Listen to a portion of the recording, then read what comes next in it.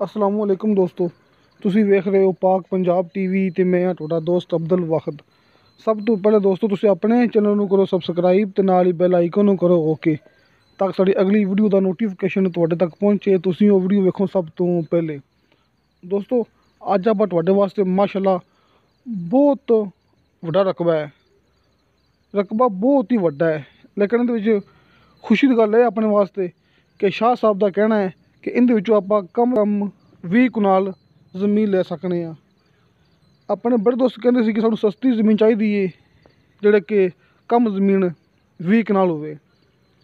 ਦੋਸਤੋ ਇੰਤਹਾਈ ਸਸਤੀ ਜ਼ਮੀਨ ਤੇ ਇਹਦੇ ਵਿੱਚੋਂ ਆਪਾਂ ਕਮ ਸੇ ਕਮ 20 ਕਨਾਲ ਲੈ ਸਕਨੇ ਆ। ਸਭ ਤੋਂ ਪਹਿਲੇ मैं ਤੁਹਾਨੂੰ ਭਰਾਵਾਂ ਨੂੰ ਦੱਸਾਂਗਾ ਇਹਦੀ ਮੁਕੰਮਲ ਲੋਕੇਸ਼ਨ।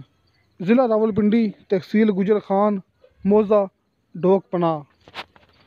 ਰਾਵਲਪਿੰਡੀ ਤੋਂ ਸ਼ਾਹ ਸਾਹਿਬ ਦਾ ਕਹਿਣਾ ਹੈ ਕਿ ਪੌਣੇ ਘੰਟੇ ਦਾ ਗੱਡੀ ਦਾ ਸਫ਼ਰ। ਇੱਥੇ ਰਕਬਾ ਆਪਣੇ ਕੋਲ ਬਹੁਤ ਹੀ ਜ਼ਿਆਦਾ ਹੈ। ਮਿਸਾਲ ਤੌਰ 'ਤੇ ਬਹੁਤ ਹੀ ਸ਼ਾਹ ਸਾਹਿਬ ਦਾ ਕਹਿਣਾ ਹੈ ਕਿ ਤੁਸੀਂ ਨਾ 1000 ਕਨਾਲ ਵੀ ਲੈ ਸਕਦੇ ਹੋ, ਜਿੰਨਾ ਵੀ ਤੁਸੀਂ ਚਾਹੋ ਇੱਥੋਂ ਰਕਬਾ ਲੈ ਸਕਦੇ ਹੋ। ਵੱਧ ਤੋਂ ਵੱਧ 10,000 ਕਨਾਲ ਵੀ ਤੁਸੀਂ ਇੱਥੋਂ ਲੈ ਸਕਦੇ ਹੋ, ਲੇਕਿਨ ਆਪਾਂ ਨੂੰ ਕਮ ਸੇ ਕਮ ਇਹਦੇ ਵਿੱਚੋਂ 20 ਕਨਾਲ ਮਿਲ ਸਕਦੀ ਹੈ। ਕਿਸੇ ਦੋਸਤ ਨੇ ਇਹ ਨਹੀਂ ਸਮਝਣਾ ਕਿ ਰਕਬਾ ਗੈਰ ਬਾਤ ਹੈ।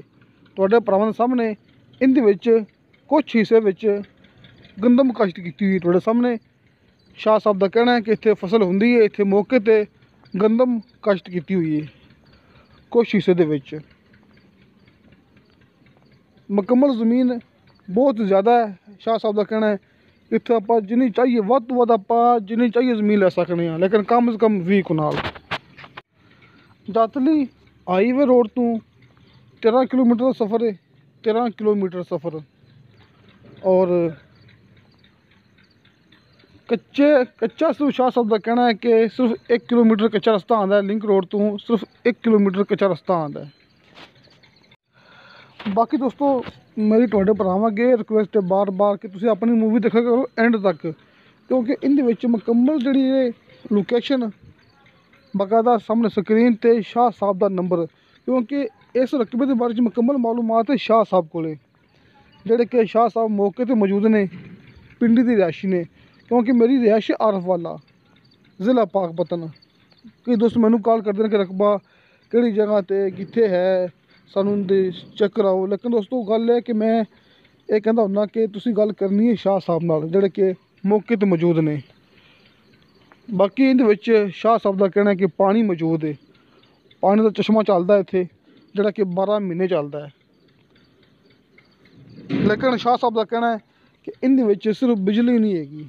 ਬਿਜਲੀ ਵਾਸਤੇ ਦੋਸਤਾਂ ਨੂੰ ਆਪਣਾ ਇੰਤਜ਼ਾਮ ਕਰਨਾ ਪੈਣਾ ਹੈ, ਭਾਵੇਂ ਖਰਚਾ ਕਰਕੇ ਬਿਜਲੀ ਮੌਕੇ 'ਤੇ ਲੈ ਆਉਣ ਅਤੇ ਭਾਵੇਂ ਸੋਲਰ ਸਿਸਟਮ ਲਿਆ ਕੇ ਇੱਥੇ ਬਿਜਲੀ ਲੈ ਆਉਣ।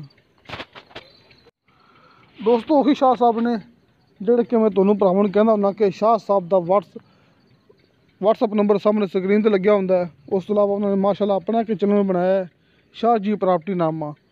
ਉਹਦਾ ਲਿੰਕ ਵੀ ਤੁਹਾਨੂੰ ਜਿਹੜੀ ਮੂਵੀ ਮੈਂ ਅਪਲੋਡ ਕਰਦਾ ਹੁੰਦਾ ਉਹਦੀ ਡਿਸਕ੍ਰਿਪਸ਼ਨ ਦੇ ਵਿੱਚ ਉਹਨਾਂ ਦਾ ਲਿੰਕ ਵੀ ਮੈਂ ਦੇ ਦਿੰਦਾ ਹੁੰਦਾ।